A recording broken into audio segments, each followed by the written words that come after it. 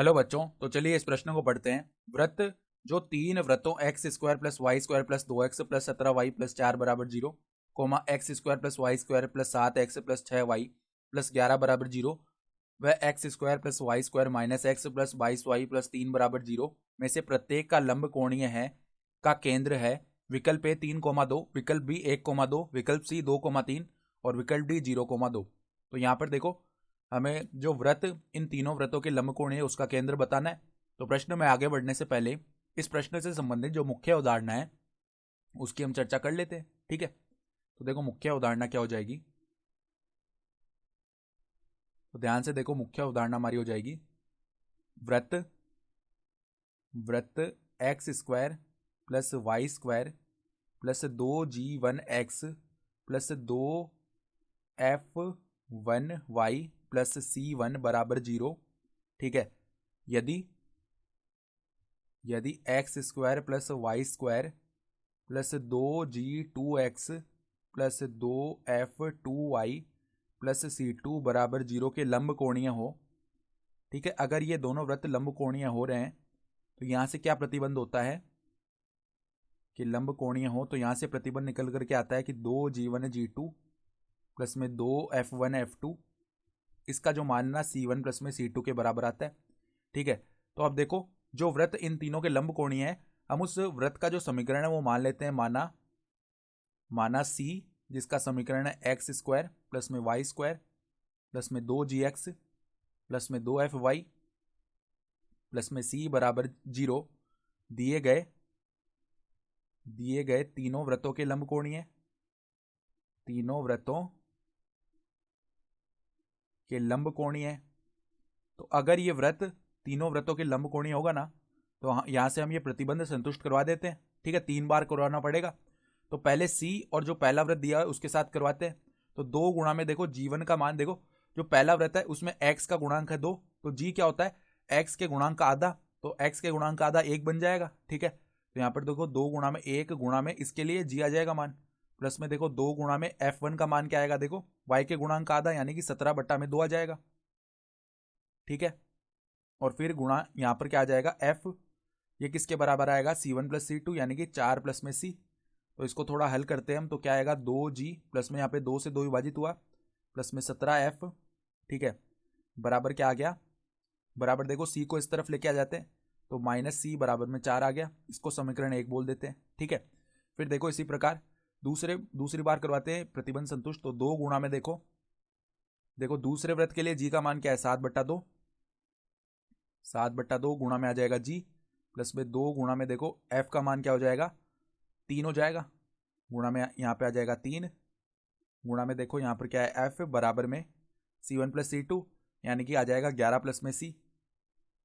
तो इसको देखो थोड़ा हल करते हैं हम, तो 7g प्लस में 6f माइनस c बराबर क्या आ जाएगा 11 आ जाएगा, इसको समीकरण 2 बोल देते हैं। इसी प्रकार तीसरे व्रत के लिए भी हम ये प्रतिबंध संतुष्ट करवाते हैं। तो 2 गुणा में जी का मान देखो क्या आएगा, यहाँ पर -1/2 गुणा में देखो यहाँ पर है जी, प्लस में देखो 2 गुणा में f का मान क्या आ जाएगा 22/2 यानी कि 11, गुणा में देखो f बराबर में जो अचर पद है वो कितना है 3 है, तो 3 प्लस में c।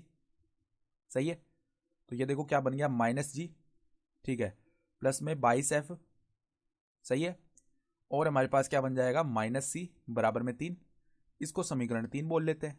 ठीक है, तो अब देखो पहले हम क्या करते हैं, इन तीनों समीकरणों को हल करने के लिए पहले तो हम देखो इस समीकरण 3 को 2 से गुणा करते हैं। ठीक है, तो 2 से गुणा करते हैं इसे, तो 2 गुणा में समीकरण 3 देखो क्या बनेगा हमारा, यहाँ पर -2g प्लस में यहाँ पर क्या आ जाएगा 44f माइनस 2c बराबर में 6 आ जाएगा। अब इसको समीकरण 4 बोल देते हैं।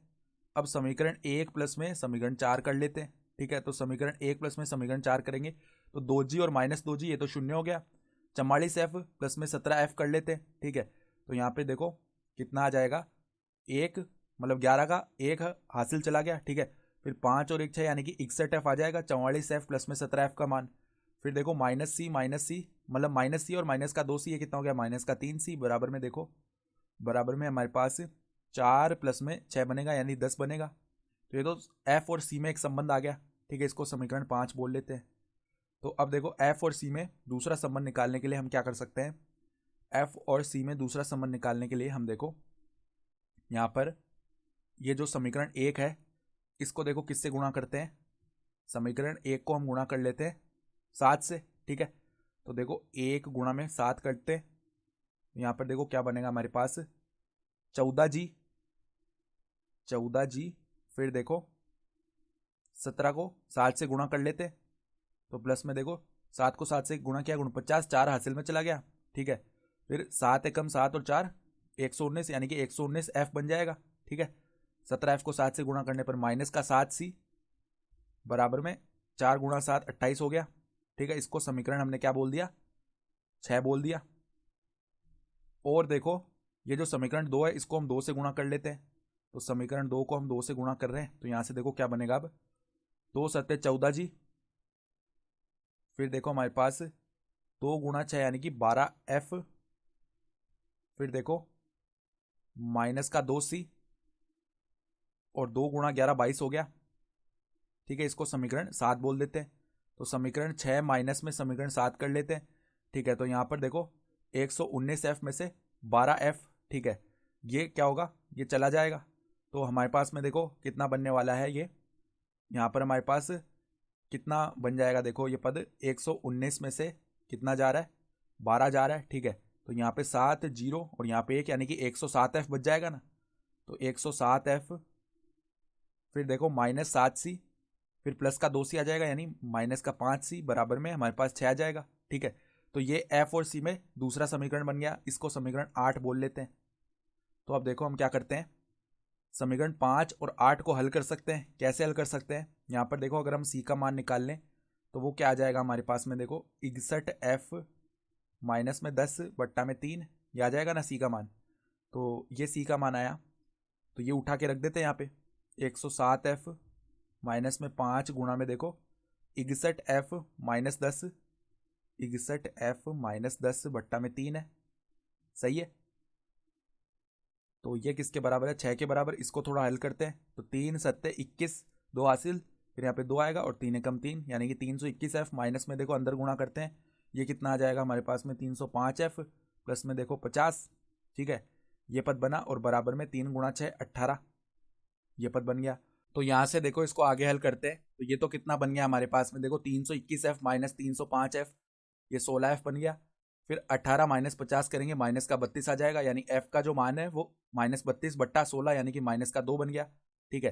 तो F का मान अगर माइनस का 2 आ गया, यहाँ से C का मान क्या आएगा, 61 गुणा में माइनस 2 माइनस 10 बट्टा में 3, ठीक है, ये पद बनेगा।